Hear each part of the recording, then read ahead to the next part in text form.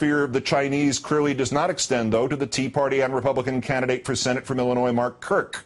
One day, he held a fundraiser with American businessmen in China. The next day, he voted against closing tax incentives for outsourcing American jobs to places like China. The Tea Party and Republican candidate for Senate from Wisconsin, Ron Johnson, is also in favor of relocating employees. He testified against toughening laws on pedophiles and employers who shield them. He argued this could damage a business like the Catholic Church. In Utah, the anti-bailout Senate candidate, Mr. Lee, insists on not raising the liability limits for the next BP from $75 million to $10 billion.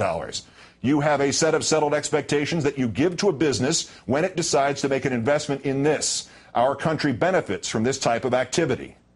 Asked by the Salt Lake City Tribune if that's a kind of bailout, if it leaves taxpayers on the hook for part of the damage, Lee admitted, well, yeah, probably does. Mr. Paul of Kentucky called the nationwide pressure on BP to increase its damage payments un-American. He is also opposed to federal mine safety regulations. The bottom line is, I'm not an expert, so don't give me the power in Washington to be making rules. You are here, and you have to work in the mines. You try to make good rules to protect your people here. If you don't, I'm thinking that no one will apply for those jobs.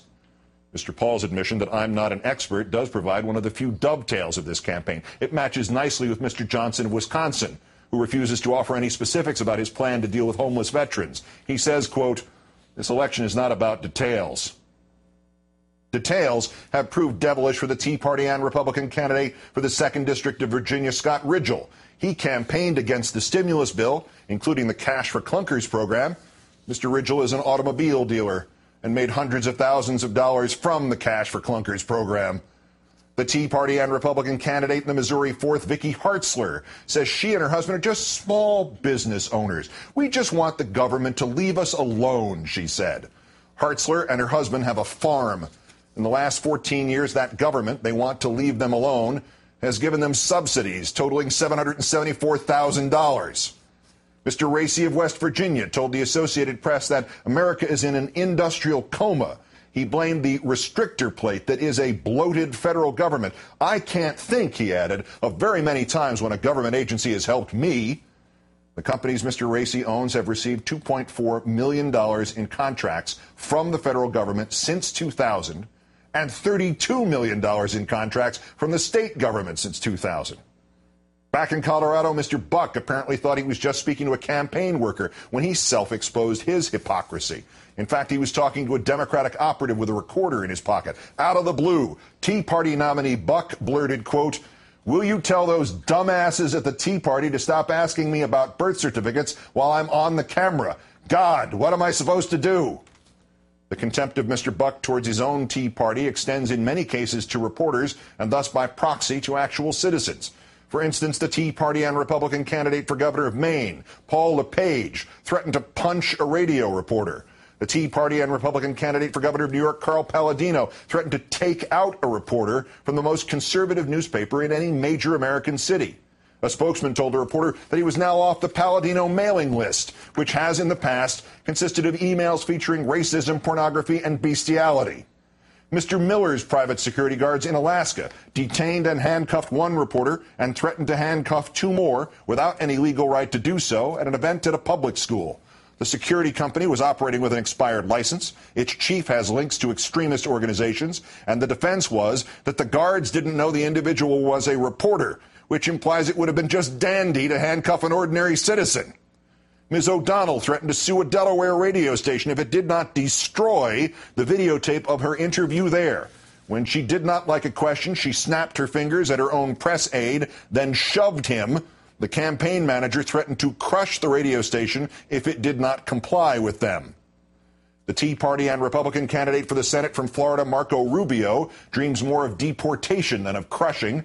He said in March, quote, there are millions of people in America that hate our country, so why can't we just do a trade? We'll send you Sean Penn, Janine Garofalo, and Keith Olbermann, and you can send us people that actually love this country. This, incidentally, carries with it a tinge of irony. I don't know that any of his opponents has ever accused Mr. Rubio of not loving this country. He just doesn't love a lot of its people. And the person they all love the least is, of course, the president. The Tea Party and Republican candidate for Congress from the Florida 22nd, Alan West, had to leave our military after threatening to kill an Iraqi he was interrogating in Iraq. Now he claims to have a higher security clearance than does the president. Mr. West also told his supporters that they could defeat his Democratic opponent by making the man afraid to leave his own home. And the Tea Party and Republican candidate for the House from the Michigan 7th, the ex-Congressman Tim Walberg, wants to blackmail the president into showing his birth certificate to Rush Limbaugh. He figures he can extort this from President Obama by threatening to impeach him. You are willing to let these people run this country? This is the America you want? This is the America you are willing to permit? These are the kinds of cranks, menaces, mercenaries, and authoritarians you will turn this country over to?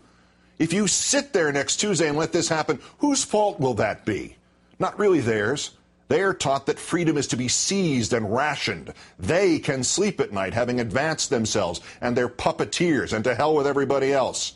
They see the greatness of America not in its people, but in its corporations. They see the success of America not in hard work, but in business swindles. They see the worthiness of America not in its quality of life, but in its quality of investing. They see the future of America not in progress, but in revolution to establish a kind of theocracy for white males, with dissent caged and individuality suppressed. They see America not for what is nor what it can be. They see delusions, specters, fantasies. They see communists under every bed and a gun in every hand. They see tax breaks for the rich and delayed retirement for everyone else. They fight the redistribution of wealth, not because they oppose redistribution, but because their sole purpose is to protect wealth and keep it where they think it belongs, in the bank accounts of the wealthy. They want to make the world safe for Bernie Madoff. But you know better. If you sit there next Tuesday, if you sit there tomorrow and the rest of this week and you let this cataclysm unfold, you have enabled this. It is one thing to be attacked by those who would destroy America from without. It is a worse thing to be attacked by those who would destroy America from within. But it is the worst thing to sit back and let it happen, to not find the time and the means to convince just one other sane voter to put aside the disappointment of the last 2 years and look to the future and vote. Because the disappointment of the last 2 years, those will be the good old days in a Tea Party America. This is the week in which the three-card Monte dealers hope to take over the government. The candidates who want their own way, who will say anything to make palatable their real identities as agents of regression, repression, and corporate sovereignty. They are here. They have energized the self-serving and the greedy and the proudly ill-informed. And if no other fact convinces you of your obligation to vote and canvass and phone and even drag to the polls the most disheartened moderate or Democrat or liberal or abandoned Republican or political neutral to vote for the most tepid of the non-insane candidates, if no other detail hands you that spark of argument with which to invigorate the apathetic, you need only commit to memory the words of Stephen Brodin and Sharon Angle. She can run from reporters, but she cannot run from this quote from January and all the horror and insurrection it implies. Thomas Jefferson said it's good for a country to have a revolution every 20 years. I hope that's not where we're going, but you know, if Congress keeps going the way it is, people are really looking towards those Second Amendment remedies. Sharon Angle, too subtle for you? Second Amendment remedies? Guns instead of elections? Too implicit? Fortunately, to our rescue, to the speeding of the falling of the scales from our eyes, comes the Tea Party and Republican nominee for the 30th Congressional District of Texas, Pastor Stephen Brodin. Our nation was founded on violence, he said, on tape. Was armed insurrection, revolution an option in 2010? The option is on the table. I don't think that we should ever remove anything from the table. However, it is not the first option. Thank you. The attempt to overthrow the government of the United States by violence is not the Tea Party's first option. Next Tuesday is the first option. The words are those of Nedrick Young and Harold Jacob Smith from the screenplay from the movie Inherit the Wind.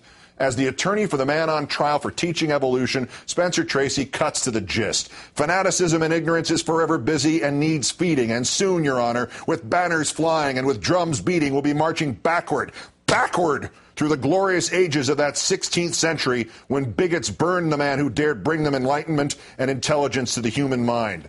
The angered judge replies, I hope counsel does not mean to imply that this court is bigoted. The attorney mutters, well, Your Honor has the right to hope. The judge warns, I have the right to do more than that. The attorney explodes. You have the power to do more than that. And you have the power to do more than that. Good night and good luck.